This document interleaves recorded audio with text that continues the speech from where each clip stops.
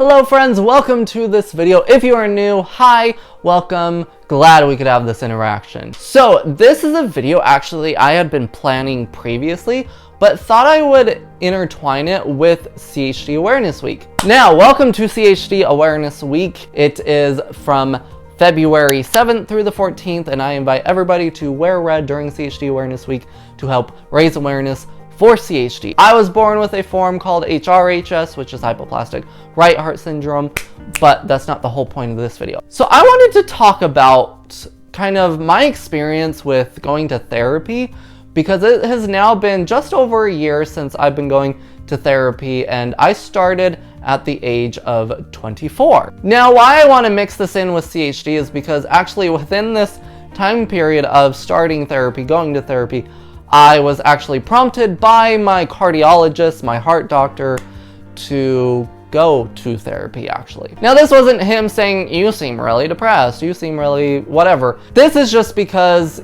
they are finding now with us heart patients that are making it to adulthood, because before now, most heart patients with severe conditions like me and others didn't necessarily make it into their adulthood lives. It wasn't projected, it wasn't predicted as much for them. But now that we are, they're finding a lot of mental things are catching up with us. So I did not originally go to therapy for my heart condition. I originally was actually going to try therapy when I was 16 years old in high school. And I was in heart failure for the second time in my life. But you know, you're kind of in your teenage angst and you're like, you know, you're just like, you deny it. So I never went. And then in 2021, I really started to hit a low in my life again. And this time not because of medical, it was completely different. I had just come out as gay, and it was just a whole mental thing with that. It's not today's story though. So I took a few months, you know, I came out in August of 2021. And then I started to contemplate therapy. I looked for therapists and stuff, and I actually, thankfully, was able to get in really easy and really fast. So I got into therapy in October of 2021. That's when I started. And I know this is not the case for everybody. I acknowledge and am so thankful and grateful that this has been my experience. But let me just tell you, this is not everyone's experience. But the first therapist I have ever had is the same one I'm still with. And we have just gotten along. We have been very understanding. And I've just really, really liked the person that I was able to find. And we connected. And I feel like I can really just go and be like, listen, you know, just like talk. And it's, you know, I just am very thankful that my first ever therapist, I never really had to go through different therapists to try to connect and feel comfortable with one. So starting therapy, again, I went into it just wanting some help and some guidance with me coming out, and, you know, my family struggling with it. And I had just lost my best friend. They did not die. I lost them because I was dating this girl. I had dated this girl for 3 years. Her name is Mariah, if you guys remember her. Sweetheart, she's an amazing woman. But, you know, I broke up because I broke up with her because I, you know, came to terms with my sexuality and, you know, didn't want to put her through that. And, you know, fortunately and unfortunately, we cut contact with each other, and that is totally fine. You know, no hard feelings at all between anyone, no bad blood. But it was, you know, kind of hard because she was my best friend, you know, and so, you know, kind of going through that and losing that connection, that relationship in that form. But then at the time too, I did start to go into my next doctor's appointment, which we did 2 MRIs, we did a stress test and all that. And so all this was happening amongst like 3 family members dying within 3 months of each other. You know, all this was happening. And so much happened when I started therapy. I'm very thankful that I started therapy when I did, because it really helped me remain calmer and not make total irrational decisions. You know, not that I'm perfect, you know, I still made mistakes. There were still mistakes made, but I was able to go and be like, you know, it's been another hard week. It just seems like nothing's getting better and this and that. So stress obviously affects my health, and actually found out through being stressed. Now I am already underweight, but you know, it's okay because of my heart condition, like it's understandable. But I dropped down to 96 pounds, okay? I am 25 and I went down to 96 pounds. And so that was just purely from stress, and my heart like pumping so much harder than it already is, because my resting heart rate is like 90s to low 100s. Like my resting heart rate is a lot higher than normal people's. So it was just stressed like almost all the time, and I was having anxiety attacks, panic attacks. I was just going through the ringer, and so I lost weight, and that was concerning. And I tried to like force myself to eat and eat and eat more. Nothing was working. My body was just like, we are too stressed to do anything about this. So going to therapy, one of the biggest things that I learned was boundaries. I can say that for sure. One of the biggest things I learned in therapy this past year, my first year, I guess we could say, is boundaries. How to have boundaries, what boundaries to have, and how to execute them healthily. And I didn't realize, I think a lot of us don't realize too, until we learn and grow, that boundaries doesn't mean cutting people off.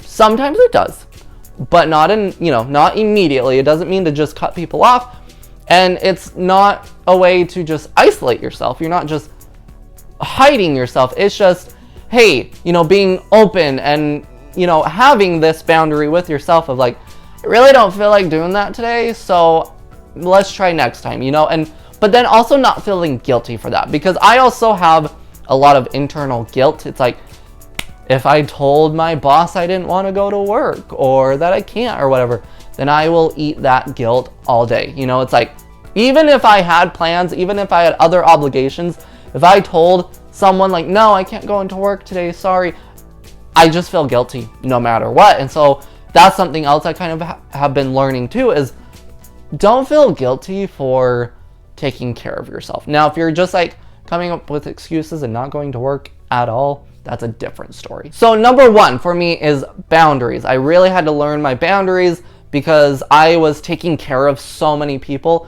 I was taking care of my friends. I was taking care of my romantic relationship. I was taking care of my family. And it was like, who's taking care of me? It was like, all right, friends, good luck.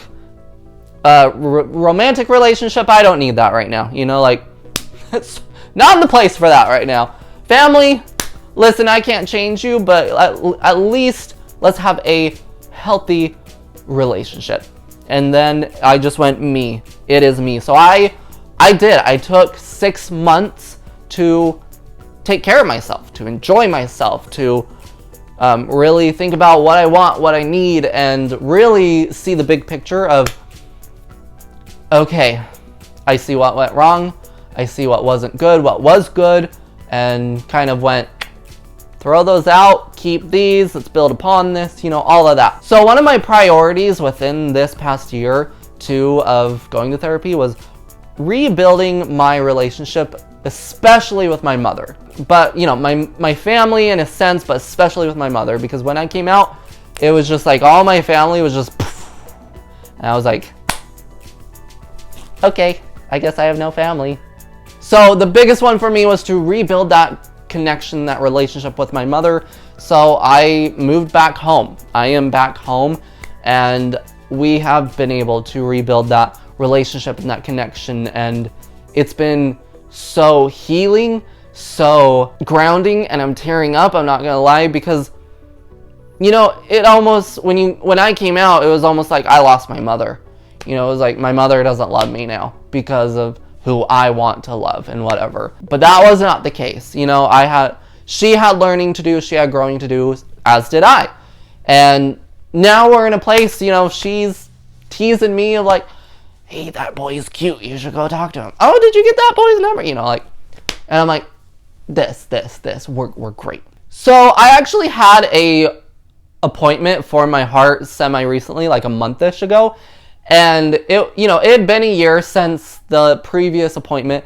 And my cardiologist was like, you're actually, like, not a whole lot has changed, but it seems like you're doing actually better. And I'm like, so my health, you know, is definitely affected by my mental health. My mental health is affected by my physical health. My physical health is affected by my mental health. Wow, okay. And I am gaining weight. I'm like, wow, that really put stuff in perspective of me of like, a lot of my physical health stuff was happening because my mental health was just down the toilet. You know, again, I have learned quite a bit within this first year of therapy, and I'm still going. I actually don't go as often right now because I feel like I'm doing quite a bit better, but I still want kind of that like backbone of like, I still want to come to you like at least once a month just to be like, oh, you know, word vomit and be like, here's what's happening. Am I okay? Just please help me so I know I'm okay. We good? Okay. I can go another month. You know, something I learned though within this past year too is that a lot of our feelings and emotions that we express are the surface emotions of what we're really hiding. And so my therapist has been able to help me dig deeper and be like, okay, because I admit I have a temper. It may not seem like it, but I do. I have a temper. And so that was something, she's like, Kate, you're angry and whatever, but let's dig in. Is it because you're actually sad? Is it because you actually feel alone? Is it because of this and this and this? And so it was one of those of like, okay, so then how do I not let those feelings out in anger? I gotta let those feelings out and those emotions, but how do I do it in a better way? Now, when I met with my cardiologist back in 2021, I met with what I guess we're kind of considering a cardiologist psychiatrist.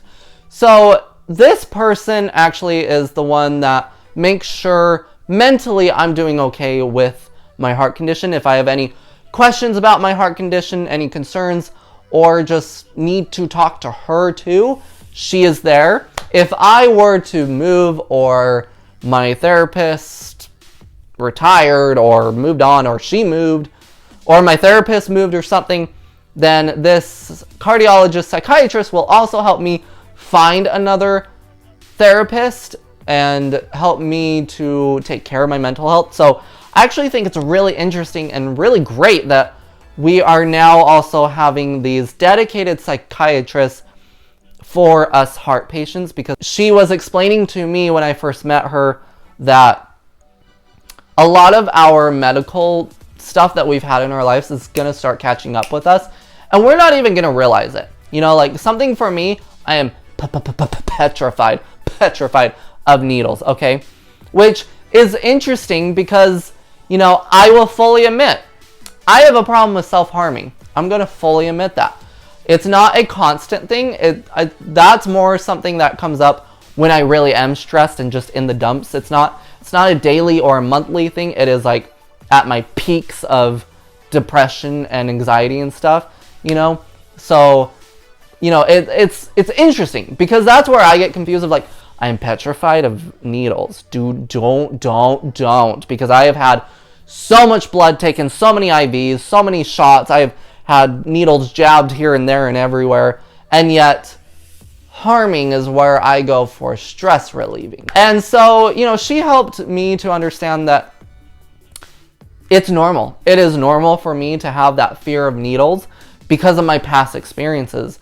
And yet, again, I use trying not to. We're doing a lot better, y'all. And yet I go to harming for relief because in a way it's what I'm used to. You know, she explained it to me as I'm used to that physical harm because of my medical experiences. Not saying the medical harm is bad, you know, the medical harm is just because you kind of have to, you know, when you're getting your chest ripped open from surgery and stuff, there's physical medical harm, you know, But that's not a negative thing, because there has to be harm to fix up and help you feel better. And so she helped me to explain, that's why my brain is going to that, because it's like, I'm used to it. You know, I'm used to that physical harm. But what the medical people are doing, you know, is necessary, and no, I don't want to say good harm, but like it's gonna hurt before it gets better type of thing. Whereas the just harming, the self-harm, is purely just, it's gonna hurt and never get better. I was able to talk to her about that, but then also go to my therapist and be like, help, I'm harming myself. What do I do about this? And so I've been given alternatives instead of, you know, when I have that urge to self-harm, I have alternatives to really try to do and stuff, and it has helped, and it's actually amazing what my therapist has offered me in replacement to it. I will say her option for it is amazing. Just want to say. So yeah, that is kind of a brief on my first year in therapy. I'm sure I'm going to have a lot more to learn.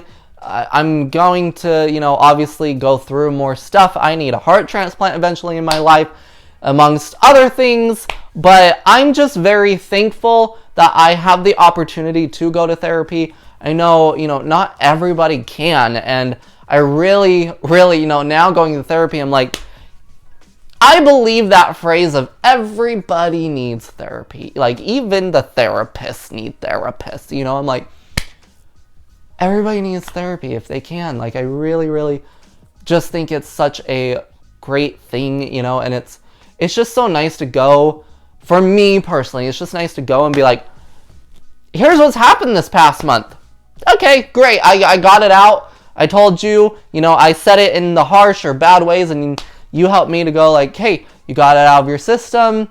Now go love yourself again, you know? Anyways, guys, that is just kind of my brief discussion of my first year in therapy. I, again, am loving it, and I'm so thankful for my therapist and all therapists out there.